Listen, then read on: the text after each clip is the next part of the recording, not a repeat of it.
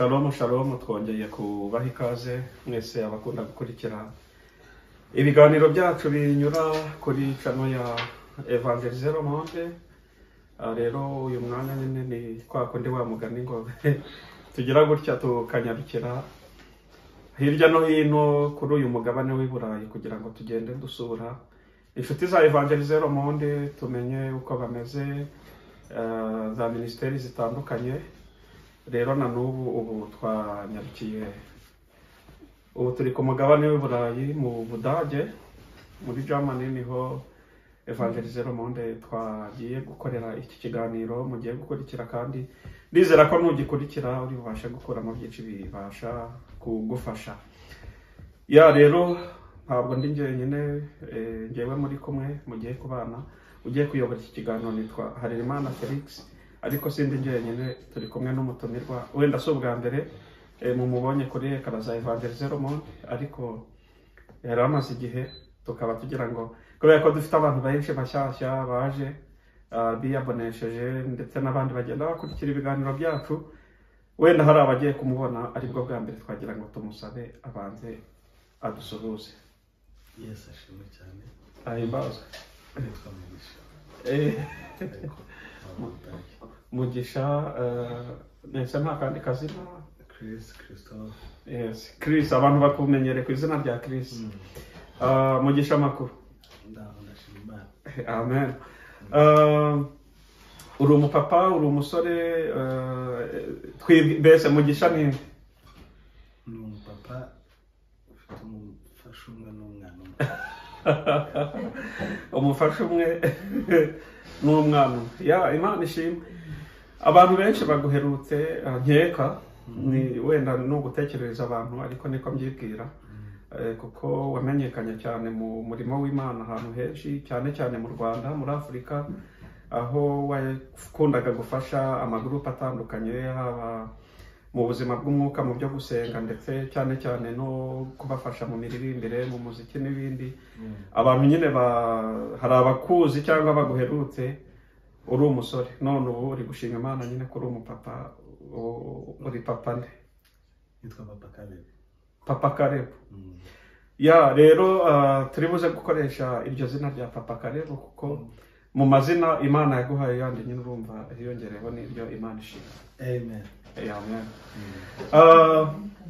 Rero uko tumusuhuje niko dusuhuje namwe mwese abagiye kudukurikira, ari abaherereye mu iki gihugu cy'Ubudage turimo dukorera umurimo w'Imana, ari abaherereye mu Bufaransa aho Evangelize Le Monde ikorera ku Strasbourg, ndetse n'abatuye mu bindi bihugu by'Uburayi bitandukanye, haba Ububiligi, Ubudage nk'uko nari mbivuze, n'ahandi henshi ntarondora ko dufite abakunzi benshi, ndetse n'abaherereye mu yindi migabane, muri Aziya, muri Afurika, muri Amerika, muri Canada, aho dufite abakunzi benshi. Mwese turabasuhuje kandi dukunda soutien yanyu, uburyo mudukurikira, uburyo mudutera inkunga mu buryo bwo gupartaja ibiganiro dukora, ndetse dushimiye by'umwihariko uyu mwaka ugitangira abantu mwese mwarangije gukora subscribe kuri iyi channel kugira ngo tujye tubana mu buzima bwa buri munsi. Mwese rero tubifurije amahoro y'Imana, kandi turushijeho tuboneyeho n'umwanya wo kubifuriza umwaka mushya muhire w'ibihumbi 2023. Singira ngo nibyo ahari Ukuvuza no kuri abantu bose bakurikiye Evangelize Le Monde, turabasuhuje kandi nyine bagenda kuri subscribe. Amen. Bayikore neza. Bakomeze bakurikirana ibiganiro bya Evangelize Le Monde. Yego. Nyuma kandi turashima Imana ko yaduhaye undi mwaka mushyashya. Yego. Uyu ni umwaka mwiza Imana iduhaye kugira ngo turusheho gukomeza kuyikorera no kuyikunda. Yego.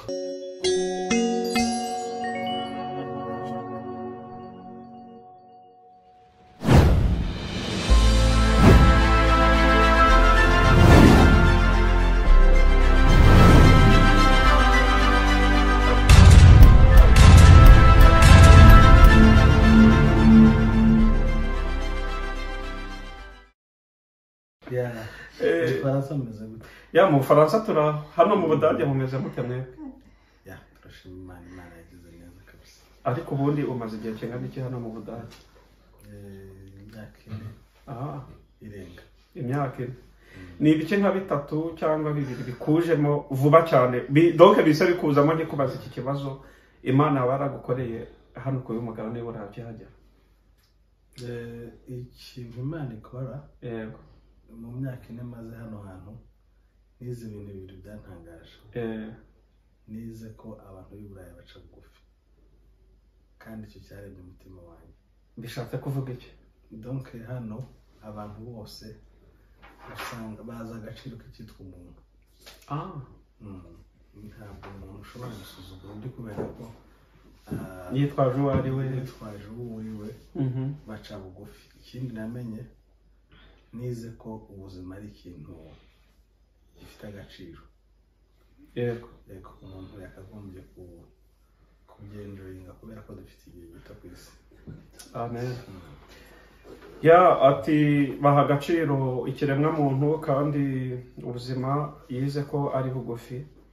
Imana ishimwe. Se iyo umuntu amenye ko ubuzima ari bugufi muri iyi si nk'umukristo ubundi yakagombye gukora iki cyangwa kubyitwara mwate? Kimwe mu bintu tuzajyana mu ijuru, tutazajyana mu ijuru, ntabwo tuzajyana mu ijuru ubutunzi twakoreye. Yego tuzajyana mu ijuru imirimo twakoze myiza. Yego iyo umuntu apfuye uzanarebe ndakukiriye, nta munsi n'umwe baravuga bagiye kuvuga imirimo yabo ngo yubatse amazu ngo apfuye nyuma y'etaje 12. Ntiba byabivuga, ahubwo bashobora kuvuga akazu gatoya wubakiye cyane. Nuko impamvu batavuga amazu menshi cyangwa se ibikorwa byinshi bakoze nuko bya bindi n'ubundi birangirana nawe hano. Ariko imirimo, donc imirimo wakoranye urukundo wafashije abantu, iyo ni iduherekeje. Nibwo butunzi bwawe bwa vrai. Ni ukuvuga ngo ubutunzi bundi dushaka hano ubugira igihe, donc buba expired. Iyo uba expired ni ukuvuga ngo nabyo biba expired. So rero uko imirimo wakoze uyikoranye urukundo niyo yonyine zaguherekeza. Niyo mpamvu noneho Yesu yavuze ngo mwibikirize ngo aho ubutunzi bwanyu ngo aho inyenzi n'ingese bitazagera, ngo kuko ngo aho umutima w'umuntu uri ngo naho ubutunzi bwe buri. Imana iguha umugisha ku bw'iyo message uduhaye.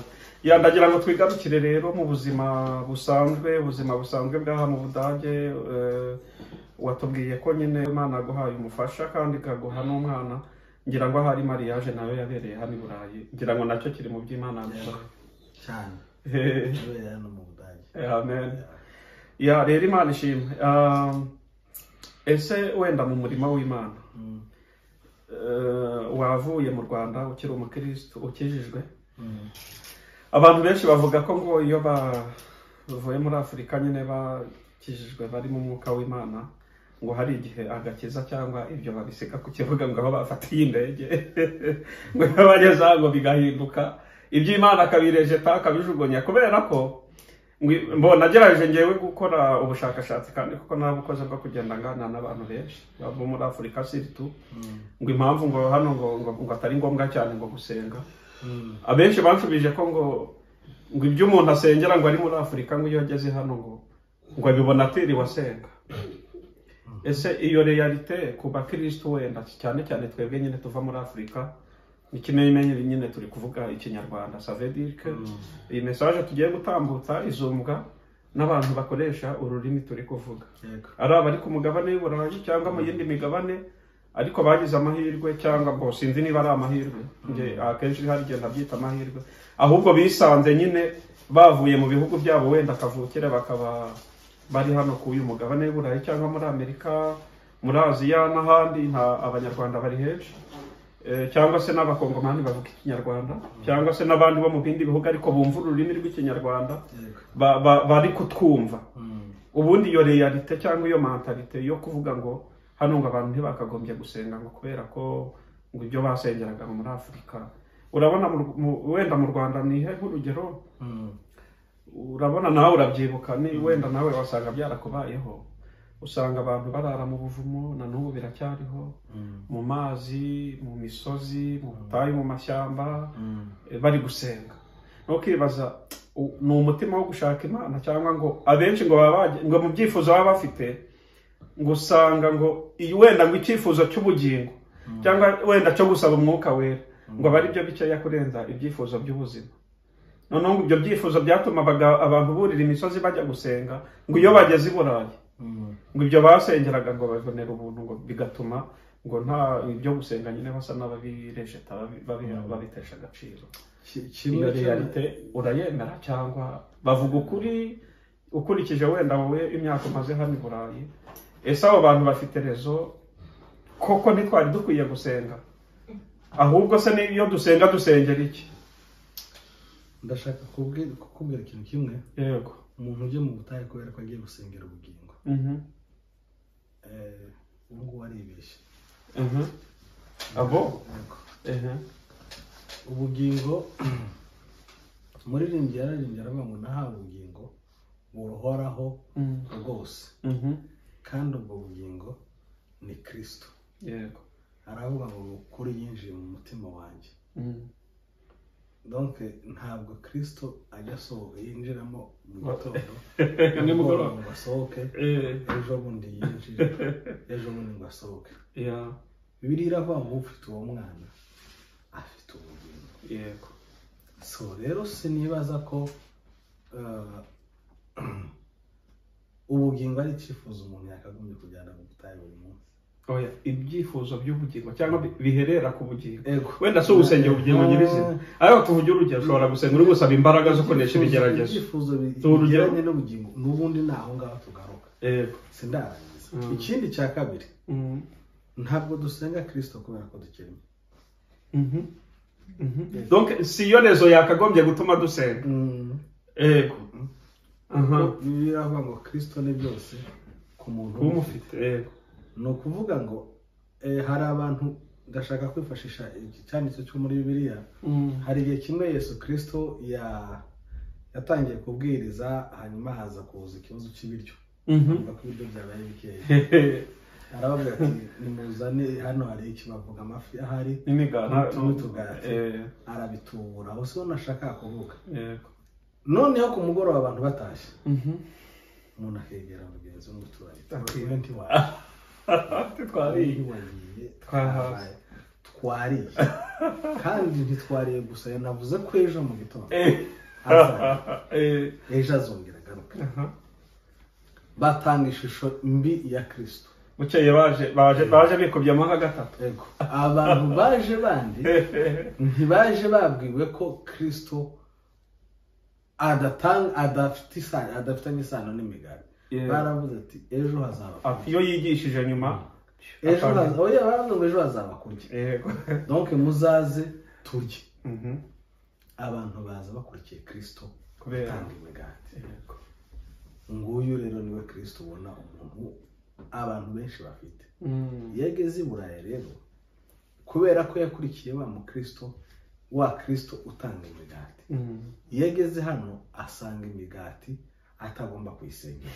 Asange hano noneho rero iyo atakaje ya desire, donc kwa kundi yahoraga yirukanka mu migati, no kuvuga ngo atakaza Kristo kubera ko yafashe Kristo utari. Yafashe Kristo nk'utanga imigati gusa. Ni ukuvuga rero niba ufite imigati ntukeneye Kristo.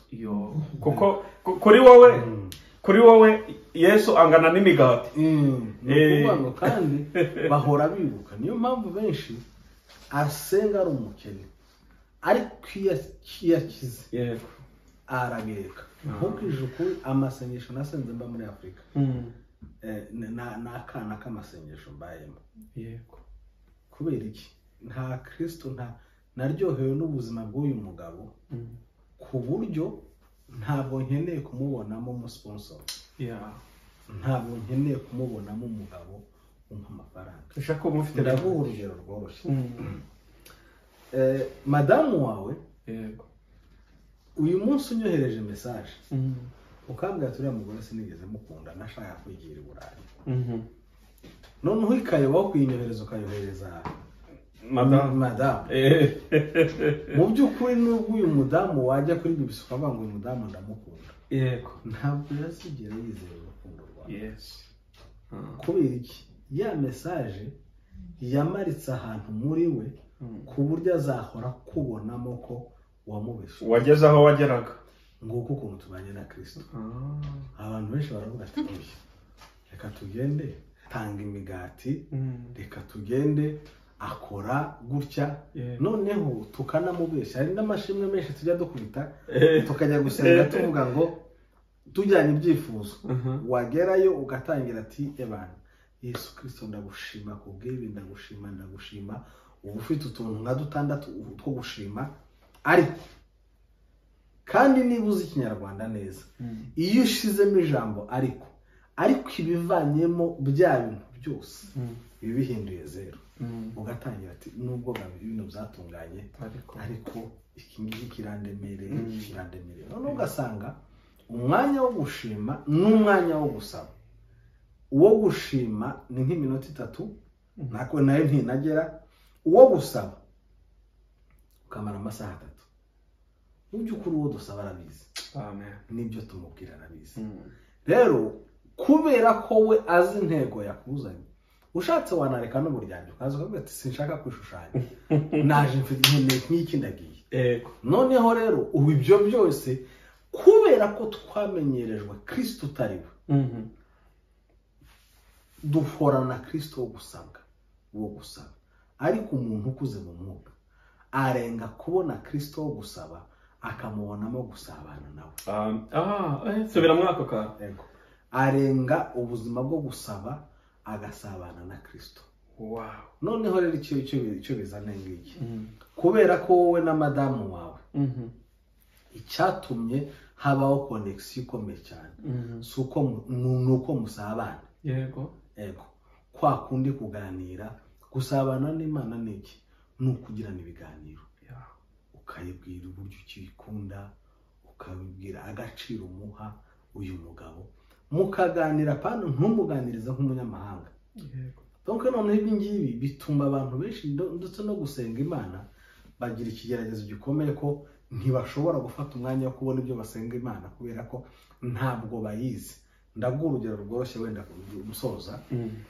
urabona iyo uri kuvugana n'umuntu kuri telefone mutaziranye muravugana amagambo agacika yego ukamwe ati yewe ihangane ari gusuhujeho kuko nyine hano ubuzima nta bintu biri kwidevelopa wamubwira biri limite kubera ko nta biganiro uyu mugabo rero kubera ko tutaziranye iyo abantu bananirwa gusenga kubera iki ntibaziranye na Kristo ku buryo umugera imbere ukabura amagambo yo kuvuga noneho rero ugasanga uravuga 2 3 4 5 agashira iburaya rero niho hantu heza ho gusenga aha ugeze ahantu nashakaga rero gusengera iburaya ni hini nuko hano niho umuntu ashobora kwitandukanya na Kristo w'imigati agafata Kristo wo gusabana donc wa Kristo ukeneye ko musaba wa Kristo ukeneye ko musaba noneho uri gusabana uruzi n'imigati ku meza nuko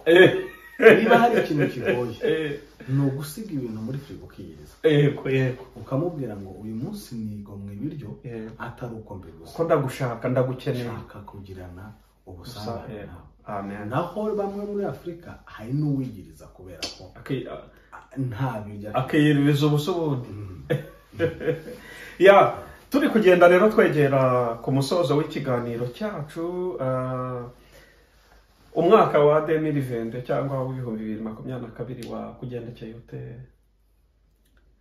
ntabwo ngira umwaka mubi ugira umwaka mubi iyo kukisa abantu bavuga ngo uyu mwaka ngo bakanawuvuma ati wambereye mubi no gutekereza guciriritse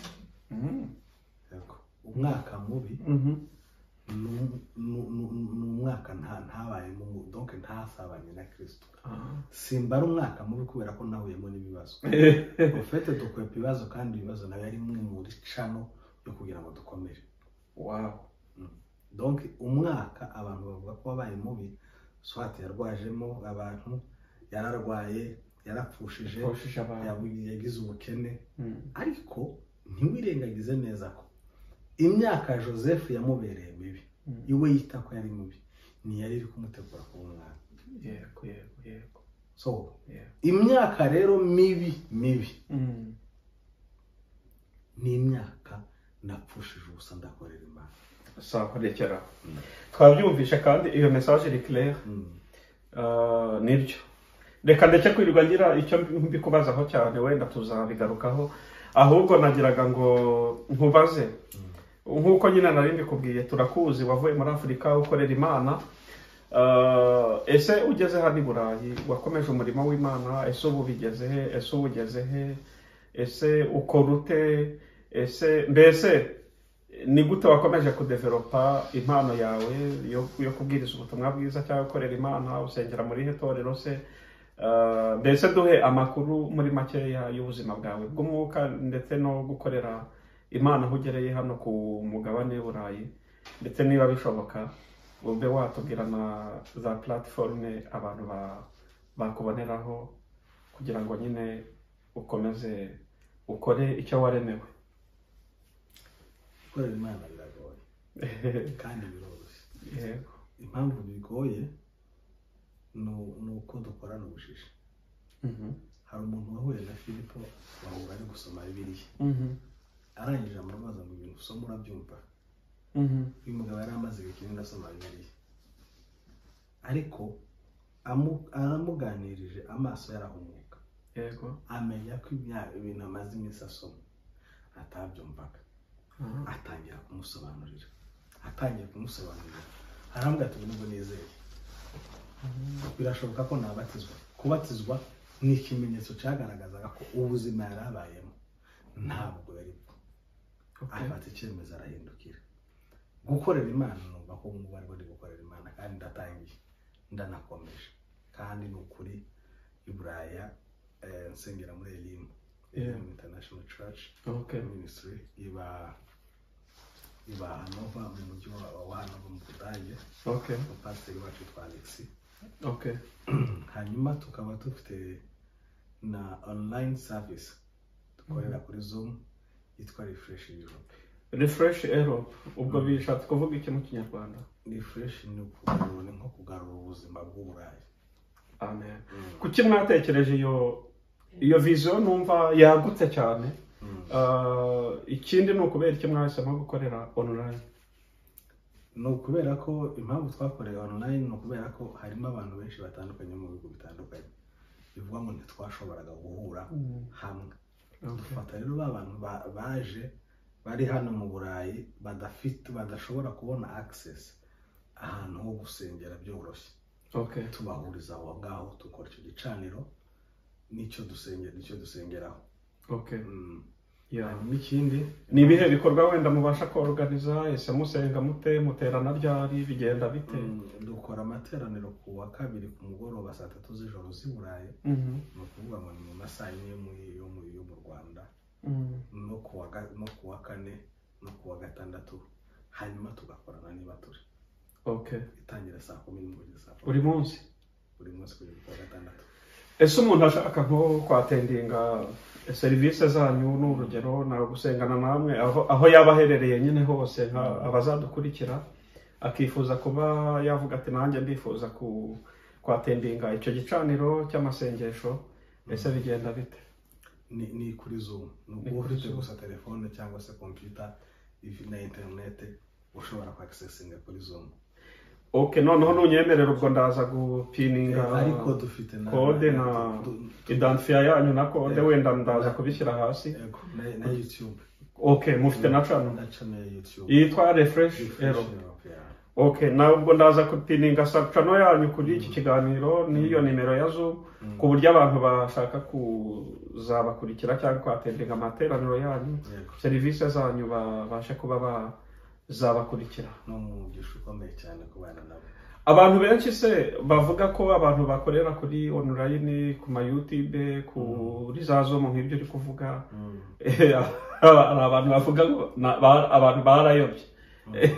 Ukimwebwe mwatinyutse kuyoba gutyo? Ntabwo ari abantu benshi, si abantu wenda benshi, ariko nabo twaganiye barambwira ati mwarayobye kabisa. Ibyo bintu byanyu byo kujya mu masosho media rwose abantu b'abakozi b'Imana wabwira wenda abantu bafite iyo myumvire nk'iyo.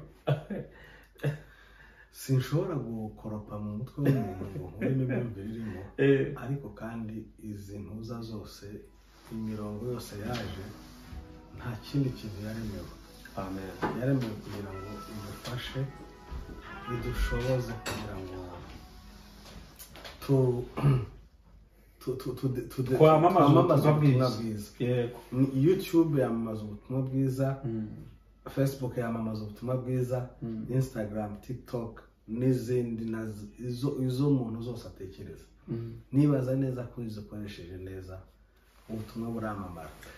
Ikindi wenda ni uko Satani nawe ashobora gukoresha iyo miruyoboro cyangwa izo platforme agira ngo ayobye benshi, kandi urabizi cyane cyane urubyiruko, hari urubyiruko rwinshi rwangiritse kubera gukurikira social media. Aho kuyobaho hari henshi, yego, habe no mu rusengero naho wahayobera. yego. Ariko noneho niba hari platforme Satani ashobora gukoresha ngo ayobye abantu, n'abakristo cyangwa abantu b'Imana nabo bakagombye gukoresha iyo miyoboro kugira ngo nabo bamamaze inkuru nziza ya Kristo. Cyane ko Yesu mu nshingano yasigiye abigishwa yarabwiye ngo mujye mu mahanga yose, ngo muhereye Yerusalemu ngo mugere ku mpera y'isi. Ubu ku iki gihe hari igihe utafata indege wenda ngo ujye muri Aziya, sibyo, wenda mu buryo bworoshye, hari ukohereza YouTube uvara. Ubwo rero ejo bundi twahoze tureba ijanisha ry'abantu, donc abantu benshi, hari ibihugu byinshi sirtu byo muri Aziya byari birimo abantu benshi batazi Kristo, batazi Kristo, ariko kubera izi rezo sosiyo cyangwa se izi mbuga nkoranyambaga, ngo hari abantu biseseka akajya mu cyumba cyiwe. Hari abakristo benshi bahari bo mu ibanga batagira urusengero, ariko batunzwe neza. Rero ntabwo twabimenya, kuko wenda no kugira izo nsengero batabyemerewe. Kristo nko reka nzi wijya kure mu Bushinwa ntabwo wemerewe kuvuga Kristo, ariko hari abakristo benshi mu Bushinwa basenga bihishe. Rero nibaza ko nta kindi kintu cyabafasha ni izi social media. Rero umuntu uvuga ko atari nziza aribeshya, kuko aho kugwaho ni henshi. Nkeka ko hari impamvu wenda babivuga. Ubundi iyo Imana iguhaye, iyo ubonye uburyo bwo kubona mikoro ngo ugire icyo uvuga, ntabwo mikoro ishobora gutuma abantu bayoba, kimwe n'uko ushobora gutuma ibitekerezo byawe byiza ufite nabwo biba isoko nziza ku bandi. Tuvuge urugero wenda ari nacyo turangirizaho. Wowe ubibona ute iyo ubona nko mu bakozi b'Imana sirito wenda no kuri cano z'abantu bakorera Imana, ugasanga umukozi w'Imana ari gusebya undi, ni amatiku gusa, ni iki, kunyine kuri social media toujours. Yeka ko n'abantu bacika intege zo gukurikira ibi by'ama YouTube n'iki, abavati se ibintu by'ama YouTube biriho amatiku, ntabwo wabonaho ijambo ry'Imana rizima, ntiwabonaho ubuhamya bwagufasha, ahubwo ni ibintu by'amatiku gusa, baba batukana, umwe asebya undi nawe azagaruka kumusubiriza n'ubundi kuri social media. Cyane cyane muri kino gihe ho turigeze no mu gihe ibibazo by'ingo nyinshi byagiye ku karubanda, aho umuntu ashobora kuba nyine ari nk'umugabo cyangwa umudamu yagiranye ikibazo wenda n'umugabo n'urugeraho kugira ngo bagikemurire aho mu ibanga, ugasanga bizanye kuri social media bikajya no kureba abo bitarebaga. Ngira ngo social media koko ushobora kuyikoresha mu buryo bwiza, kimwe n'uko ushobora nyine kuyikoresha ikagumura abantu cyangwa se ugatanga message itari ikwiriye. Ngira ngo niyo mpamvu wenda aba bantu batekereza ko abantu bakoresha iyo mirongo, hari n'igihe hinjiramo abantu usanga nabo bagiye gukorompa sosiyete, cyangwa se bagiye kuvuga ibyangiza sosiyete aho kugira ngo bavuge ibyakiza sosiyete. Abantu nibarebe Kristo. Yego, kuko iyo urebye Kristo ubona umutwaro munini udushobora gutuma utajya mu bindi, kubera ko ububyutse bwashize mu bantu. Kandi ububyutse ni iki? Ububyutse butangira ari igitekerezo, kikaza kikabamo ishyaka. Yego, iyo kimaze kurenga ishyaka kihinduka umutwaro. Iyo ufite umutwaro rero ntushobora kubona imbaraga zo kuvuga ibindi uretse kuvuga Kristo. Dukwiye kubwira abantu Kristo. Niyo message ni nayo twasigiwe, kuko izindi zose kuza kuvuga ibyo ntunze, kuza kuvuga ibyo mbako mbayeho, nibaza ko ari ugutakaza intego ya Kristo. yego Ariko ni muri makeya nibaza ko abantu bakagombye kugira ibyutse muri bo, kuko nicyo cyonyine gishobora kubafasha. ya urakoze rero cyane Christophe, turagushimiye kuba wemeye ubutumire bwacu ukicara imbere ya ekara za studio nako za Evangelize Le Monde. Turagushimiye cyane. Ni iyihe message wenda mu munota umwe waha bari gukurikira iki kiganiro unabasezeraho muri uyu mwaka wa 2023? Abantu nibarebe Kristo, okay, bitoze gukunda Kristo, bashake gusabana na Kristo. okay, ni icyo cyonyine gishobora gutuma ubuzima bubaho. okay, Murakoze cyane. ya message ya Christophe rero ni ukuvuga ngo abantu nimurebe Kristo, muhange amaso Kristo, murebe mu ijuru ngo aho umukiza azava. Kandi nanjye mbifurije mwese abakunda gukurikira ibiganiro byacu gukomeza guhanga amaso Kristo. Mwari kumwe na Felix ndetse na Christophe mu Budage. Shalom.